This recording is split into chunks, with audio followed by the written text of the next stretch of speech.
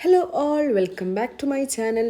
ഇന്ന് നമ്മൾ ഉണ്ടാക്കാൻ പോകുന്നുള്ളത് പറുദീസ ചിക്കനാണ്. അപ്പോൾ അതെങ്ങനെ ഉണ്ടാക്കുന്നത് നോക്കാം. അതിന് മുമ്പായി എല്ലാ വീഡിയോസിലും പറയുന്ന പോലെ എൻ്റെ വീഡിയോ ആദ്യമായിട്ട് കാണുന്നവരാണെങ്കിൽ സബ്സ്ക്രൈബ് ചെയ്യുക, കൂടെയുള്ള ബെല്ലൈക്കൺ കൂടി പ്രസ് ചെയ്താൽ എൻ്റെ എല്ലാ വീഡിയോസിൻ്റെ നോട്ടിഫിക്കേഷൻസും നിങ്ങൾക്ക് ലഭിക്കുന്നതായിരിക്കും. അപ്പോൾ ഇന്ന് നമ്മൾ ഉണ്ടാക്കുന്നത് 2 ചിക്കൻ വെച്ചിട്ടാണ് ചെയ്യുന്നുള്ളത്. നിങ്ങൾ ഒരു ചിക്കൻ വെച്ചിട്ട് ചെയ്യുകയാണെങ്കിൽ അതിന് ഇതിൻ്റെ ഹാഫ് മസാല യൂസ് ചെയ്താൽ മതിയാവും.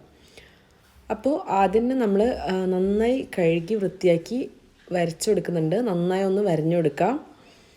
നന്നായി വരഞ്ഞെടുത്താൽ പെട്ടെന്ന് മസാല അതിൻ്റെ അകത്തേക്ക് കയറി കിട്ടും. അപ്പോൾ അതിന് വേണ്ടിയിട്ടാണ് നമ്മൾ നന്നായിട്ട് വരഞ്ഞെടുക്കുന്നുള്ളത്. അതായത് അകവും പുറമെ എല്ലായിടത്തും വരഞ്ഞെടുക്കാം. അതിനുശേഷം നമ്മളിപ്പോൾ കറക്റ്റ് കണക്ക് എനിക്ക് പറഞ്ഞു തരാൻ പറ്റില്ല. കാരണം നിങ്ങൾ ചില്ലി പൗഡർ ചിലപ്പോൾ സ്പൈസ് കൂടുതലായിരിക്കും, കുറവായിരിക്കും. അതുകൊണ്ട് നമ്മളത് ഇപ്പോൾ ഒരു മീഡിയം ലെവലാണ്. ഞാനിപ്പോൾ കുറച്ച് മുളക് പൊടി, ഉപ്പ്, മഞ്ഞൾപ്പൊടി, കുരുമുളക് പൊടി, മല്ലിപ്പൊടി, കുറച്ച് ഗരം മസാലയാണ് ചേർത്ത് കൊടുക്കുന്നുള്ളത്. പിന്നെ ഇഞ്ചി, വെളുത്തുള്ളി, പച്ചമുളകിൻ്റെ കുറച്ച് പേസ്റ്റും കൂടി ചേർത്ത് കൊടുക്കുന്നുണ്ട്. സ്പൈസിന് അനുസരിച്ചിട്ട് ചേർത്ത് കൊടുക്കുക. നിങ്ങളെ എരിവിന് ഒത്തിട്ട് മാത്രം ചേർത്ത് കൊടുക്കുക. നല്ലോണം എരിവായ കഴിക്കാൻ പറ്റില്ല. എന്നിട്ട് നന്നായിട്ടൊന്ന് മിക്സ് ചെയ്ത് കൊടുക്കുക. പിന്നെ വെള്ളം ആവശ്യമുണ്ടെന്ന് തോന്നിയാൽ കുറച്ചും കൂടി വെള്ളം ഒഴിച്ച് കൊടുക്കുക. പിന്നെ നമുക്ക് ആവശ്യമുണ്ടെങ്കിൽ വേണമെങ്കിൽ പുളിക്ക് ലൈം യൂസ് ചെയ്യുക, അല്ലെങ്കിൽ തൈര് യൂസ് ചെയ്യുക കേട്ടോ. വിനാഗിരി യൂസ് ചെയ്യുന്നവരാണെങ്കിൽ വിനാഗിരിയും യൂസ് ചെയ്യുക, നല്ല ടേസ്റ്റ് ആയിരിക്കും. പക്ഷേ നമ്മൾ അതൊന്നും യൂസ് ചെയ്യുന്നില്ല. എന്നിട്ട് അതിൻ്റെ മേലേക്ക് നന്നായി ഒന്ന് ചിക്കൻ നന്നായി മാഗ്നേറ്റ് ചെയ്ത് കൊടുക്കാം. അപ്പോൾ മെയിനായിട്ട് ശ്രദ്ധിക്കുകയെന്ന് വെച്ചാൽ എല്ലാ ഭാഗത്തേക്കും എത്തിക്കാൻ ശ്രദ്ധിക്കുക. അപ്പോൾ 2 ചിക്കൻ നമ്മൾ മാഗ്നേറ്റ് ചെയ്തിട്ട് വെക്കുന്നുള്ളത് നമ്മൾ ഉണ്ടാക്കാൻ പോകുന്നുള്ള ചട്ടിയിൽ തന്നെയാണ് നമ്മൾ മാഗ്നേറ്റ് ചെയ്തിട്ട് വെക്കുന്നുള്ളത്. കാരണം ഇപ്പോൾ വെവ്വേറെ ചട്ടിയിൽ വെക്കുകയാണെങ്കിൽ, അതായത് ഇപ്പോൾ മാഗ്നേറ്റ് ചെയ്തിട്ട് വെച്ചതിന് ശേഷം പിന്നെ നമ്മൾ ഉണ്ടാക്കുന്ന ചട്ടിയിലേക്ക് ഇടുകയാണെങ്കിൽ വെറുതെ ആ മസാല എല്ലാം പോകും. അപ്പോൾ അതിനേക്കാളും നല്ലത് ഇതുപോലെ ചെയ്യലാണ്. അപ്പോൾ ഞാൻ രാവിലെ വെച്ചിട്ട് ഒരു 7-8 മണി ആയ സമയത്താണ് ഇത് ഉണ്ടാക്കുന്നുള്ളത്.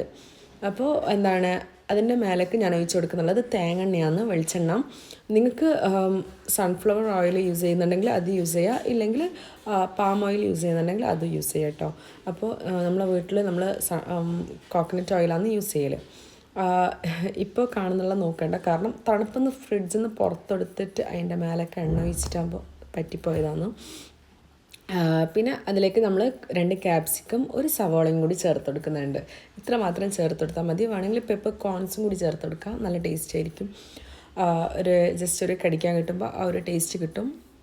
ഇത്ര സാധനങ്ങൾ മാത്രം ഇട്ടെടുത്ത് നന്നായി ഒന്ന് വേവിക്കാൻ വേണ്ടിയിട്ട് ഇതുപോലെ അടിച്ച് വെക്കുക. പിന്നെ ഉപ്പ് ആവശ്യത്തിന് ചേർക്കുക കേട്ടോ. പിന്നെ മാഗി ക്യൂബ്സ് ഇടുന്നവരാണെങ്കിൽ